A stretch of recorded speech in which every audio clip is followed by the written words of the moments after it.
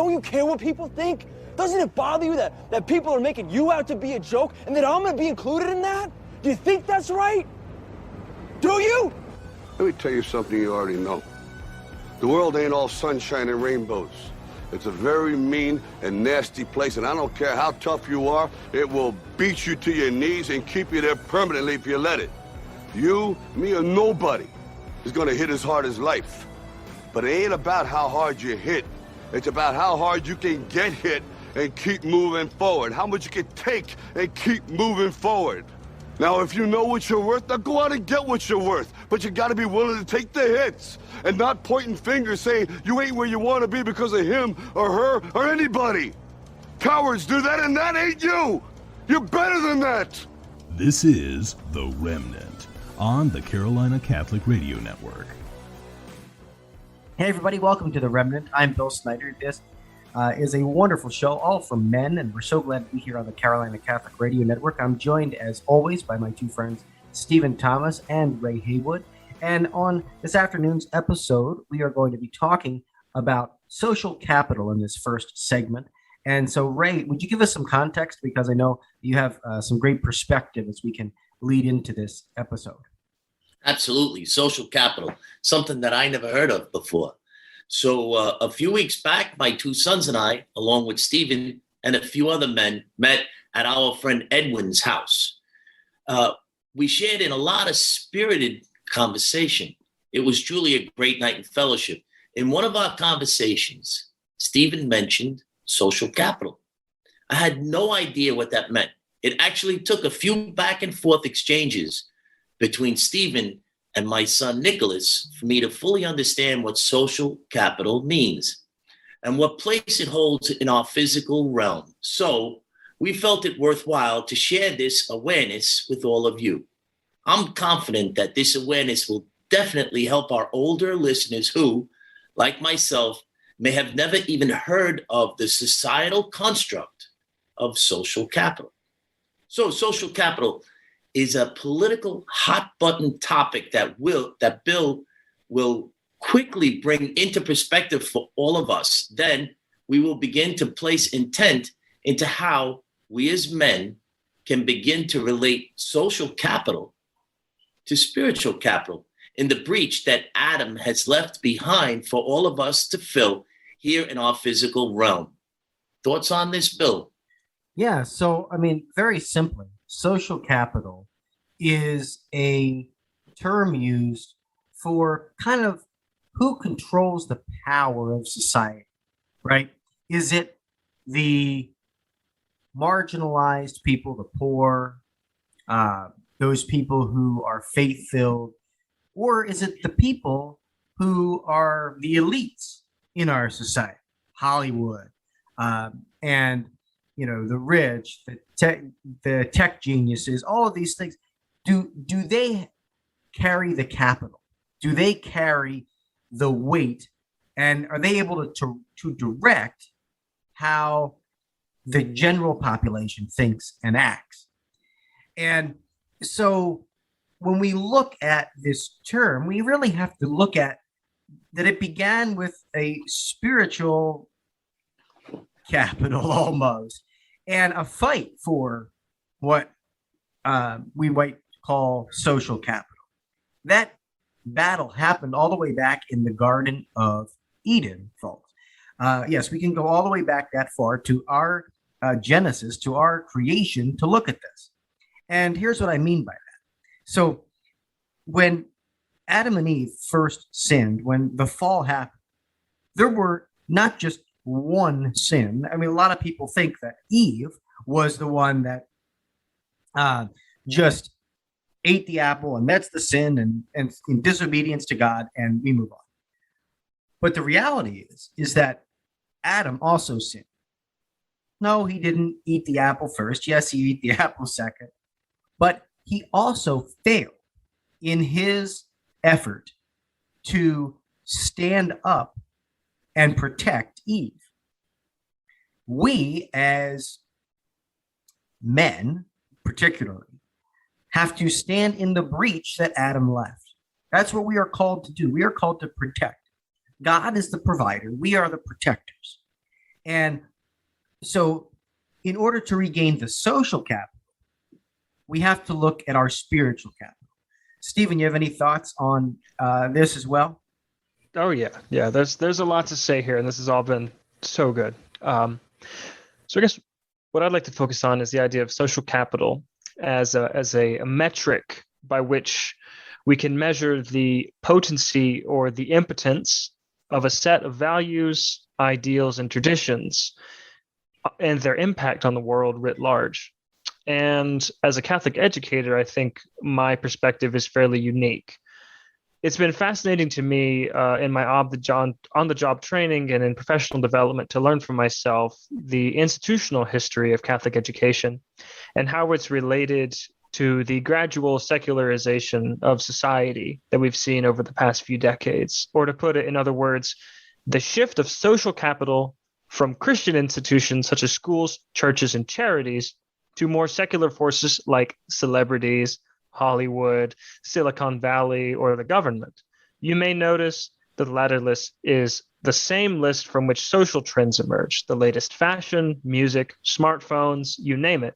They're all vehicles by which social capital is further concentrated into the hands of those who peddle them. And I believe the inherent problem with this can be exposited in whatever latest rap song one listens to, or if anybody examines the sort of inappropriate content that a kid can innocently view on a smartphone. And these are inherently dangerous things. So what can we do? And I believe the answer lies in a three-pronged approach, and that one that men can actively get involved in.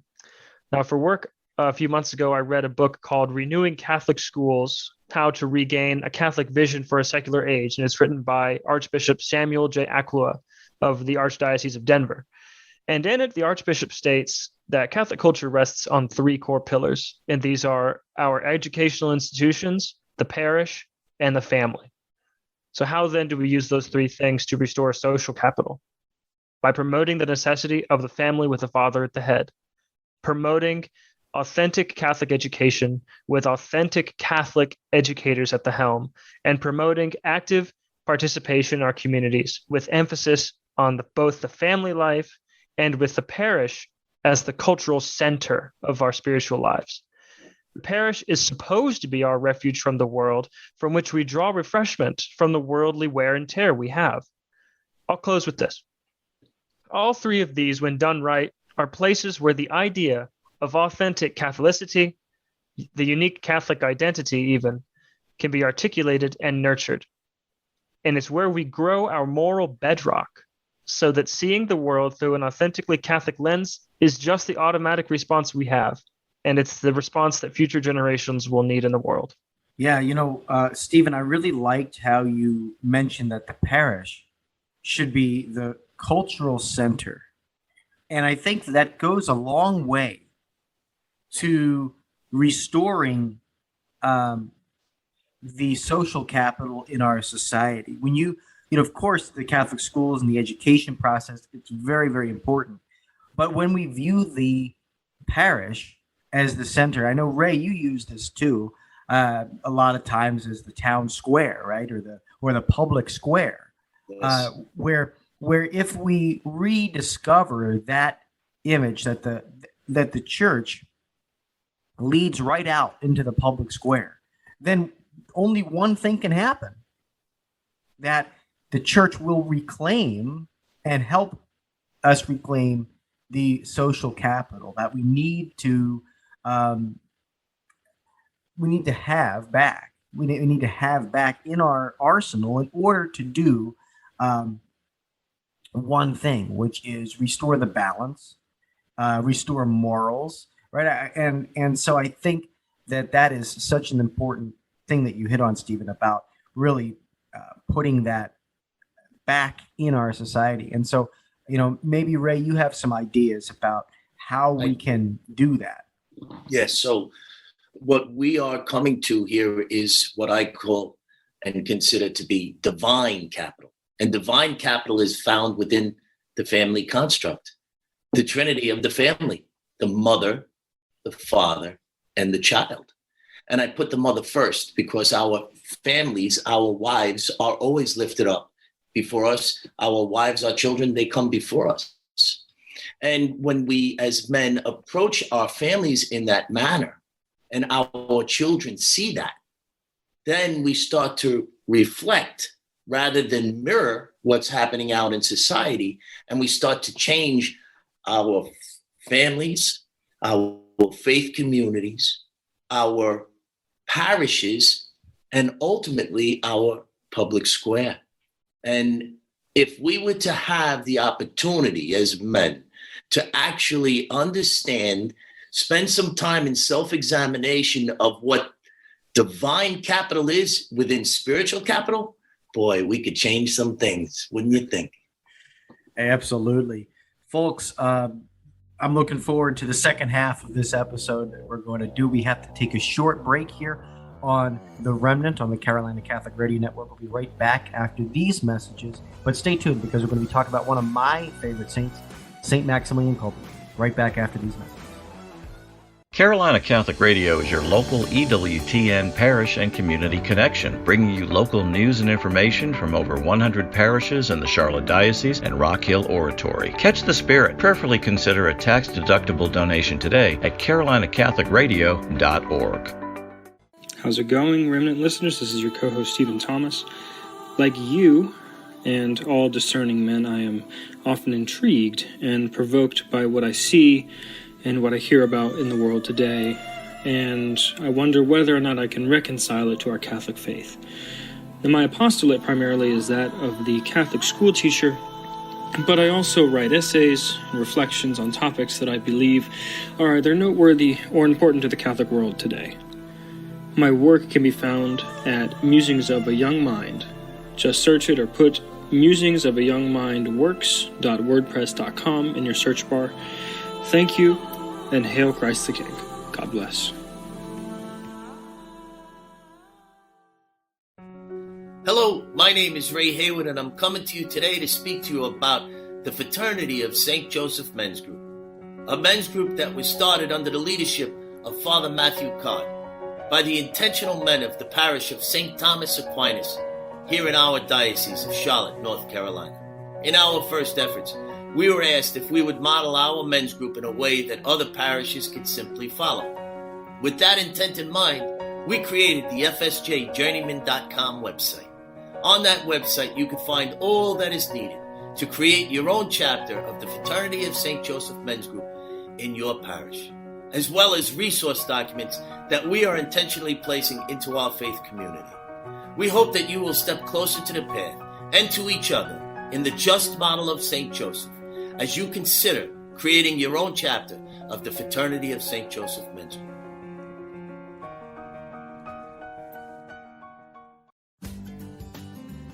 Today, many students go to college with numerous questions about their faith, yearning to know if the seed planted in them as a child is both true and practical.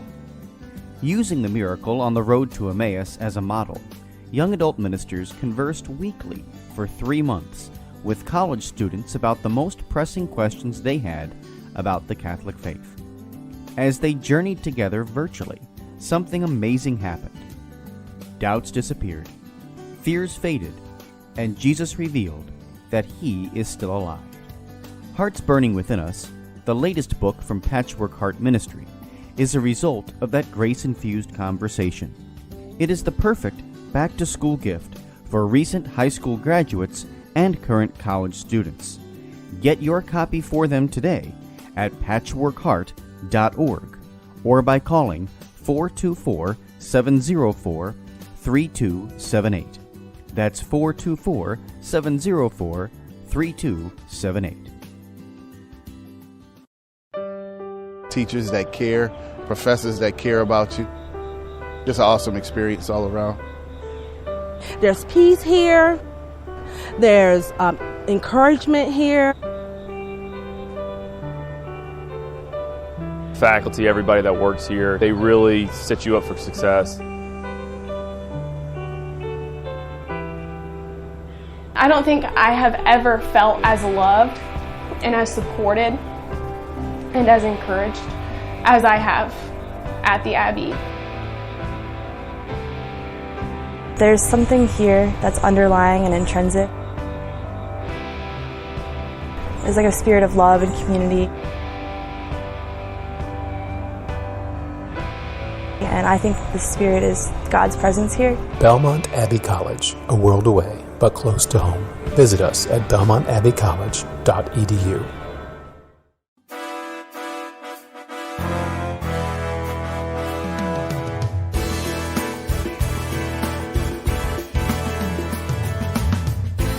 Calling all Catholic men of the Carolinas, this is Jason Murphy for the Carolina Catholic Media. 30 in 30, the road to a comeback. The men of the Charlotte Diocese are uniting to spread the truth of Jesus Christ and our Catholic faith on local radio airwaves. This month, we are kicking off a pledge drive to get our local Carolina Catholic radio station, AM 1270, back on the air. In these extraordinary times, we believe it is more important now than ever to evangelize on public airwaves to the tens of thousands of souls who travel on the highways around metropolitan Charlotte and beyond. So how do we accomplish this? Here's the math. Phase 1, 30 days. If 1,000 men come forward and donate $1 a day for 1 month, we can put Carolina Catholic Radio back on the air. 1,000 men times $30 donation equals $30,000. Phase 2, 90 days. Help Carolina Catholic Radio get back in the black. If 1,000 men make a $20 monthly donation from October to December, it will pay off all debts by the end of year. Phase 3, ongoing. If 1,000 men commit to an ongoing $10 monthly donation in 2022, it will allow us to meet projected monthly expenses throughout the year. Can we count on you to be a part of this comeback? Please be sure to download the Carolina Catholic smartphone app from your Apple Store or Google Play to experience all the great local content available through Carolina Catholic Media. This vitally important and historic comeback is sponsored by Catholic Men of the Carolinas, the Knights of Columbus, and the Fraternity of St. Joseph's Men's Group. If not us, who? If not now, when?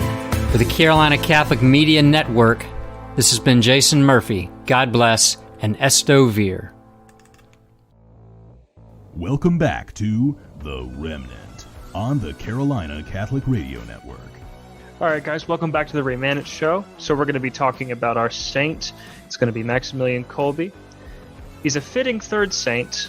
I think it ties to our episode theme well.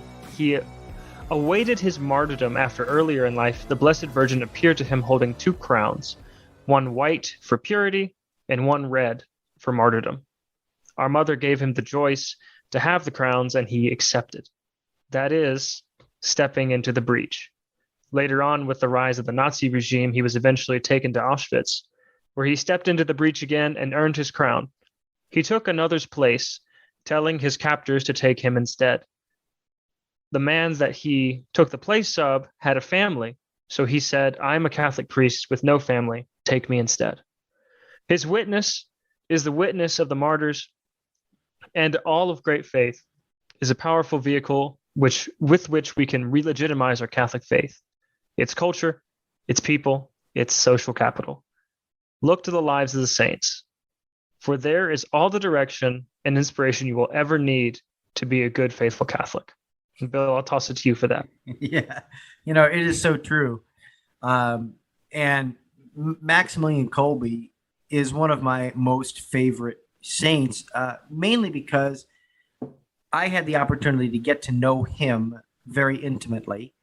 I lived for about 18 months at the National Shrine of St. Maximilian Kolbe, which is called Marytown. It's in Libertyville, Illinois, out in the Midwest. And living there, it was pretty powerful because we had an entire area dedicated to him in the basement of the shrine, where there was actually a replica cell of his cell at Auschwitz, where he gave up his life. And Stephen, you did a wonderful job talking about, his life and what it meant to give it up. And the man he gave it up for, Francis Gnichek, I just want you to think about this for a moment, folks, that he attended Maximilian Kolbe's canonization. Francis Gnichek, the man who Maximilian Kolbe saved made his canonization. And his children, Francis Gniechek's children, some of them became Catholic. Francis himself did not. But what's incredible about that great heroic sacrifice was not only what he did for Francis, but he also did something incredible for the men he was condemned to die with. So what ended up happening that day at Auschwitz was that a man escaped from the compound, and as a punishment to discourage anybody else from doing so, the Nazi soldier just randomly selected 10 men to die in the starvation chamber. Right? And so this one man drops to his knees. Francis drops to his knees. He goes, I have a family. I have kids. Please don't take me. Please don't take me. And the miracle of St. Maximilian Kolbe stepping into the breach, saying, may I speak, is truly miraculous, because, if you spoke up, most of the time the German Luger would just be shot at your head and you'd be knocked dead. But the grace of God allowed Maximilian Kolbe to speak and for his wish to be granted to take that man's place. And then the crazy thing is, he went off to the starvation chamber, and he knew what fasting was, folks. He knew what fasting was, and he knew that he was going to die probably of starvation, except he didn't. He had to be poisoned with carbolic acid because he wouldn't die. And he would sing songs and pray with the dying people in the starvation chamber. There's a legend, and it's not verifiable, but there's a legend that is said that when the German soldier came in to check on St. Maximilian Kolbe and he was still alive, he looked him in the eyes and he said, do you have any idea how much I hate you? And Maximilian Kolbe just turned around and he looked at him again and he said, do you have any idea how much I love you? That's the radical kind of stepping into the breach in the face of ridiculously horrible evil that we have to emulate as men. And there's a lot of places where evil is taking over our society.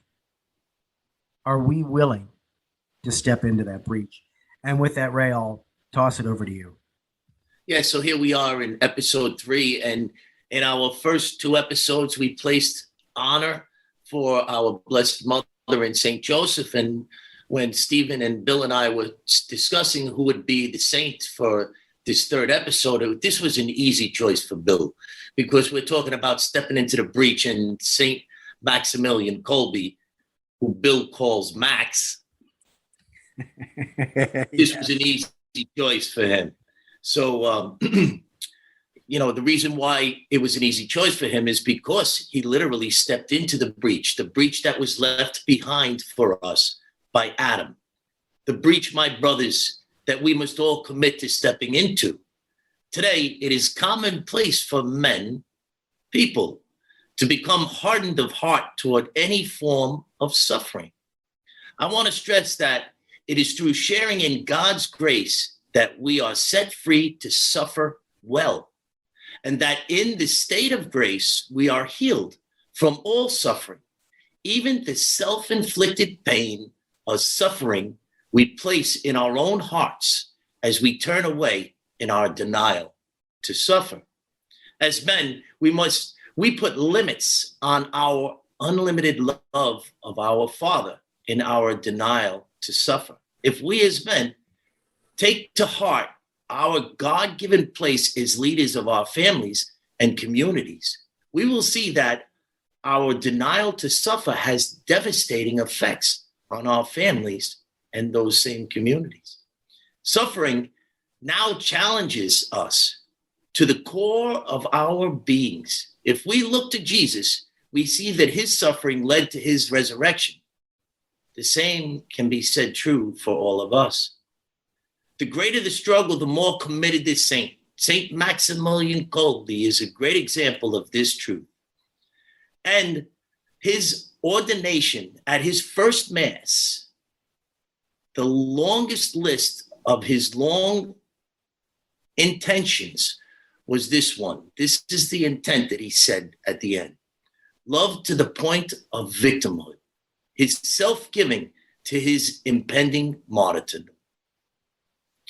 In his consecration to Mary, he gains this Marian nerves of steel that allows for this act of free will.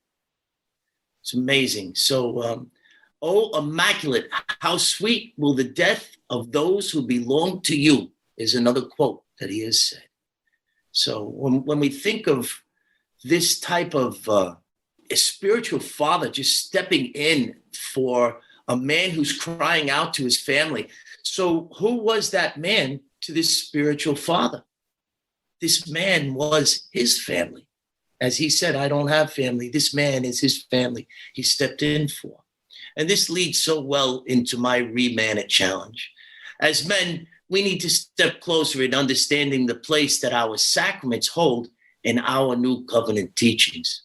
As Catholics, we share in the fullness of the sacraments as our guiding convictions that lead us through the graces that instill to choose like that of Saint Maximilian Kolbe toward working out our salvation in our physical realm as we continue to step closer in our spiritual realm towards fearlessness, fear of nothing, not even death. I can tell you from experience that when you share in this loving exchange of the heart, fearlessness is only one of the many worldly wedges that can remove through the peaceful resolve of a life well lived. For me, a life well lived is easy to achieve through our sacraments and mirroring the just model of St. Joseph. What do you think, fellas? Amazing stuff. So we need to promote the parish as a cultural center because that's the font from which Catholic social life springs. So my ReMENant challenge to you this week is to in some way participate in the life of your parish. Sure, you may think that what you do might be insignificant, but this is one of the snares of the devil, who is, as the prayer goes, always prowling like a lion, looking for any way to lead us astray. Persevere and find a group to participate in this week, whether it's a soup kitchen or a discussion group, or even just taking an hour slot for Eucharistic adoration whenever that is at your church. You may be interested in forming your own men's group. We at the Men's Fraternity of St. Joseph at St. Thomas Aquinas in Charlotte have a template for starting your own parish chapter, which you can find the resources for at fsjjourneyman.com. So many people tell me that they're happy to see a man who owns his faith. So take it with full faith that every moment and every little thing that we can do counts. Bill, I'll let you do the last one. Awesome stuff. This week for me is really simple. Leave it all on the table. When I think about St. Maximilian Kolbe, when I think about stepping into the breach, what is the area that you're holding back from God in your life? Reflect on that and then surrender it to Him. It may not be perfect in the perfect moment. You might not be able to do it all at once, but identifying it really is, 98% of the battle. What is the thing that's holding you back or that you're holding on to? And be ready and willing, like Maximilian Kolbe, to accept the crowns and turn it over to Him. So that's what I'll leave you with this week. And that's all the time we have on this week's episode, but we'll be back next week. And until next time, from all of us here at Carolina Catholic Radio Network and the ReMENant. Thanks so much. I'm Bill Snyder. May God bless you and your families. Thank you for joining the ReMENant today. For more information about us, email theremnantshow@gmail.com. That's the ReMENant show at gmail.com.